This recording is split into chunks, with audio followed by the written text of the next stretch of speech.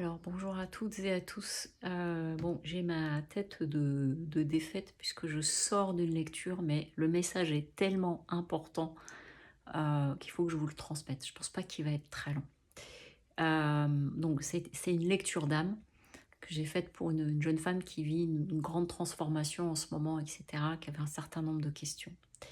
Et à un moment donné, ils ont commencé à parler de la mémoire originelle. euh, Adam et Ève et la culpabilité collective et inconsciente concernant les femmes et ce qui a été posé à cette époque-là, c'est-à-dire la femme qui a voulu avoir accès au savoir, l'histoire de la pomme et qui du coup a condamné l'humanité et cette mémoire-là qui fait que ça a installé par la suite euh, un non-accès pour les femmes à la connaissance, à la lecture, à des temples, mais on vous le prenait sur des siècles et des siècles et des siècles où on a pu empêcher tout ça parce que finalement elle était perçue comme pécheresse, comme dangereuse, etc., etc. Et ils disent du coup, ils expliquaient que toutes les femmes, ouais, j'enlève le toutes parce qu'ils n'ont pas dit toutes, mais le syndrome de l'imposteur, le manque d'estime de soi des femmes est lié à cela.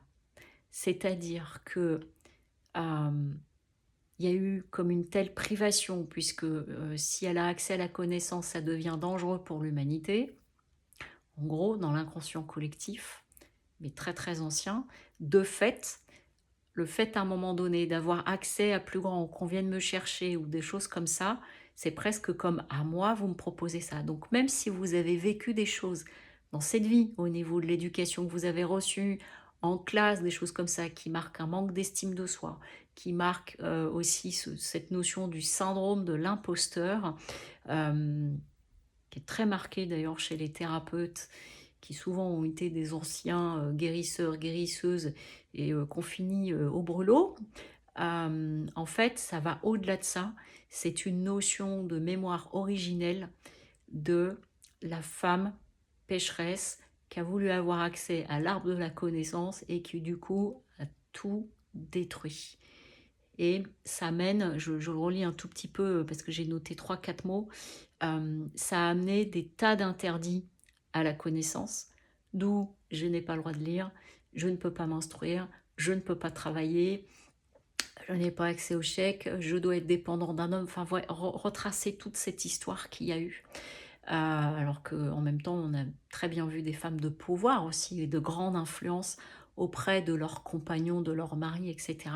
Mais il n'empêche que tapis bien au fond, en mémoire cellulaire très ancienne, il y a une forme d'interdit. Et c'est ce qui empêche certaines femmes aujourd'hui de s'expanser dans tout leur potentiel et d'oser. C'est-à-dire qu'il peut y avoir des choses dans cette vie, mais il y a des choses très très anciennes. Donc je vous le partage, vous voyez comment ça résonne pour vous et éventuellement faites des recherches si ça fait sens. Et à ce titre, je vous conseille vivement un livre qui s'appelle Quand les femmes s'éveilleront. Je crois que c'est Valérie Sicard, l'auteur. Et sur ce, je retourne en consultation et je vous dis à très bientôt. Au revoir.